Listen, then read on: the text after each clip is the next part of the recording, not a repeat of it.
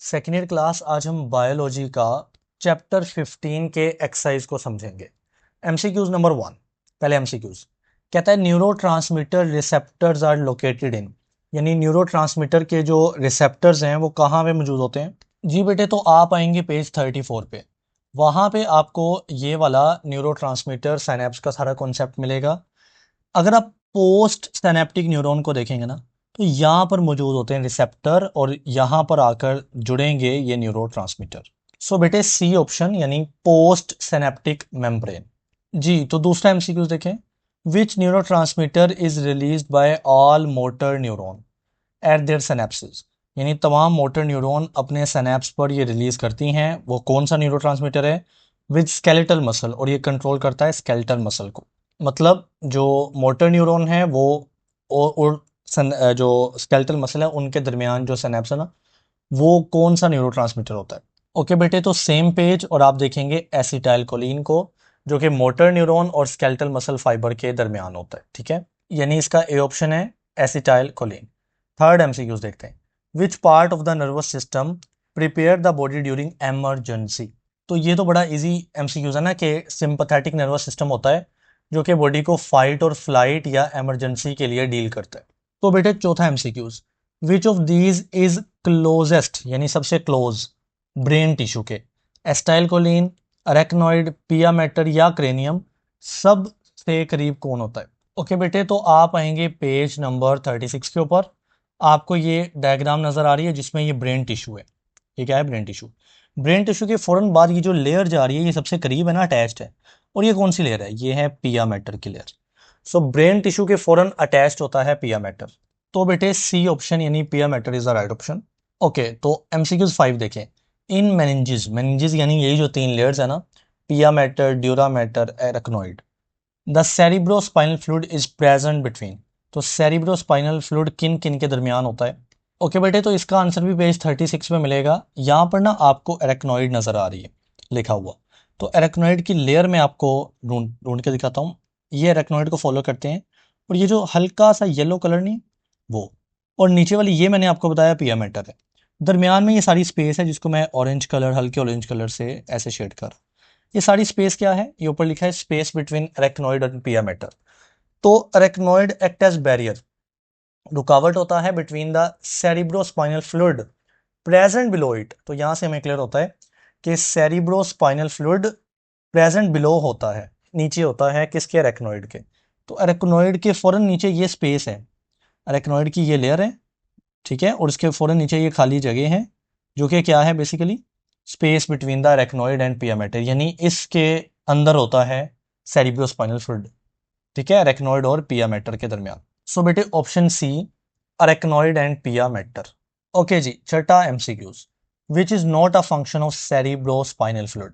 ये सीएसएफ का जो काम है वो क्या नहीं है। तो बेटे प्रोड्यूस हार्मोन, हार्मोन पैदा करना ग्लैंड का काम होता है, ये एक फ्लूइड है। तो सातवां एमसीक्यूज देखते हैं। During saltatory conduction, saltatory conduction में nerve impulse jump from one dash to another. तो बेटे हमने पढ़ा था कि जो सल्टेटरी कंडक्शन होती है ना, यानी जंप करके जाती है nerve impulse from one node of Ranvier to another. ये नन लिखा हुआ है, ये मिस्टेक है, नोड आना है। ठीक है, तो हमने पढ़ा था कि न्यूरॉन के ऊपर ना ऐसे माइलिन शीथ चढ़ी होती है, और माइलिन शीथ के दरमियान में जगह जगह ऐसे स्टेप हैं जहां पर माइलिन शीथ नहीं होती, उनका नाम था नोड ऑफ रेनवियर। तो नर्व इंपल्स नोड से नोड की तरफ शिफ्ट करके जाती है, जंप करके जाती है, इसको बोलते हैं सल्टेटरी कंडक्शन। जी, तो एमसीक्यूज 8 देखें। इन अ रेस्टिंग न्यूरॉन, यानी ऐसी न्यूरॉन जिसमें इंपल्स नहीं जा रही होती, which of these ions has the highest permeability. कौन सा आइन है जिसकी परमेबिलिटी सबसे ज्यादा है। ओके बेटे, तो आंसर के लिए आप आएंगे पेज 30 पे, और यहाँ पर आपको मिलेगा रेस्टिंग मेम्ब्रेन पोटेंशियल का टॉपिक। इससे अगले पेज पे चले जाना है। पॉइंट 3 देखेंगे, तो कहता है सम के पॉजिटिव आइन यानी potassium ion also leak out of the cell through potassium gates of membrane. अगर पोटेशियम आइन लीक हो रहे हैं, इट मीन पोटेशियम सबसे ज्यादा परमिएबल है या परमिबिलिटी रखता है। सो इसी वजह से आपसे पूछा गया हाईएस्ट परमिबिलिटी किसकी है, तो ऑप्शन सी यानी पोटेशियम की है। Move to MCQs 9। कहता है if nerve impulses in neuron A are travelling faster than impulses in neuron B. ठीक है, अगर एक न्यूरॉन है ए, उसके अंदर नर्व इंपल्स फास्ट मूव कर रही है न्यूरॉन बी से, तो what might be the reason, वजह क्या हो सकती है। तो बेटे आपको याद होगा ये जो आज भी मैंने बात की सल्टेटरी कंडक्शन होती है ना, अगर इसमें माइलिन शीथ हो तो नर्व इम्पल्स जंप करके जाती है, एक अच्छा खासा गैप जो है ना वो छोड़ देती है, रास्ता छोड़ देती है, तो इससे स्पीड बढ़ती है, फास्ट होती है।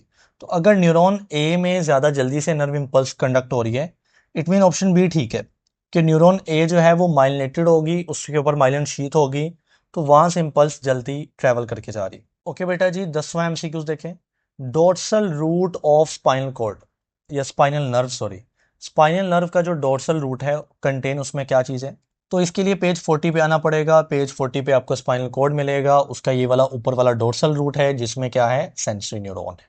सो बेटे ऑप्शन ए यानी sensory neuron is the right answer. 11वां MCQs, which ions cause the pre synaptic vesicle to fuse with the pre synaptic membrane, यानी कौन से आइन है जिसकी वजह से प्री सिनेप्टिक वेसिकल जुड़ जाता है, फ्यूज हो जाता है प्री सिनेप्टिक मेम्ब्रेन के साथ, and release a neurotransmitter into the synaptic area, और वहां पर वो अपने न्यूरो ट्रांसमीटर रिलीज कर देता है, यानी उस आइन का नाम बताना है वो कौन सा है। ओके बेटा जी, पेज 33 पे आएंगे आंसर के लिए। यहाँ पर आपको अगेन वो सिनेप्टिक ट्रांसमिशन का टॉपिक मिलेगा। यहाँ पर आप देखेंगे कैल्शियम आइन, जो कि प्री सिनेप्टिक न्यूरॉन में सिनेप्टिक वेसिकल फ्यूज हो जाते हैं मेम्ब्रेन के साथ, तो कैल्शियम आइन रिस्पॉन्सिबल है। तो ऑप्शन सी यानी calcium ion is the right option. Okay बेटे, तो 12वां एमसीक्यूज देखें। The most common cause of dementia, dementia क्या होता है, भूलने की बीमारी यानी हाफजा कमजोर हो जाना, इसकी मोस्ट कॉमन वजह क्या हो सकती है। ओके बेटे, तो आप आएंगे पेज 51 के ऊपर, आपको मिलेगा अल्जाइमर डिजीज, यहाँ पर आपको मिलेगा डिमेंटिया। ठीक हो गया, तो ए ऑप्शन यानी अल्जाइमर ठीक ऑप्शन है। मूव टू द एमसीक्यूज 13, कहता है noci receptors sorry noci receptors are specialised receptor that detect, ये रिसेप्टर क्या डिटेक्ट करते हैं। तो आंसर मिलेगा पेज 45 के ऊपर, नोसी रिसेप्टर्स डिटेक्ट पेन, यानी सी ऑप्शन पेन ठीक ऑप्शन है। 14वां एमसीक्यूज देखें, which receptor detect deep pressure and vibration, तो डीप प्रेशर और वाइब्रेशन डिटेक्ट करना किन रिसेप्टर का काम है। ओके, तो आंसर मिलेगा पेज 46 के ऊपर, आप आएंगे और मिलेगा पेसिनियन कॉप्सल्स, एंड देन आपको मिलेगा deep pressure and vibration. Okay, तो बी ऑप्शन यानी पेसिनियन कॉप्सल्स राइट ऑप्शन है। 15वां एमसीक्यूज कहता है which of the following is narcotic drug used for the pain relief, बताना है कि कौन सी नार्कोटिक है और काम उसका पेन रिलीफ है। तो बेटे इसका आंसर है बी ऑप्शन यानी मॉर्फिन, मॉर्फिन पेन रिलीफ देता है। तो 16वां एमसीक्यूज देखें, withdrawal symptoms of drug abuse include, यानी ड्रग एब्यूज जब किया जाए यानी उसको गलत इस्तेमाल किया जाए और उसके छोड़ने पर क्या क्या सिम्टम्स हो सकते हैं। तो बी ऑप्शन है, हेडेक हो सकती है, सर दर्द, नोजिया यानी जी घबराना, एंग्जाइटी यानी बेचैनी सी लग जाना, तो ये ड्रग एब्यूज के विदड्रॉल सिम्टम्स है। 17वां एमसीक्यूज और last MCQs, caffeine increases alertness, caffeine alertness को इंक्रीज करती है बाय। तो बेटे 48 पेज पे आपको आंसर मिलेगा।